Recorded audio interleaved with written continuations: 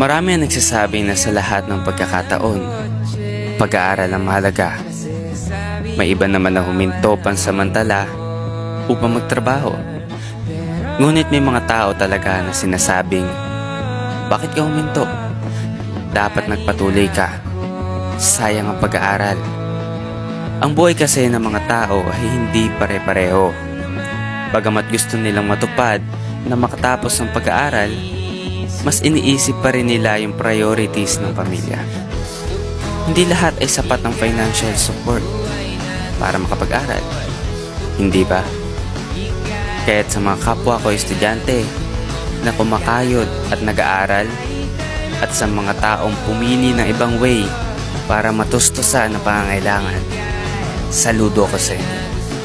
Balang araw ang mga pangarap natin ay matutupad. Laban lang.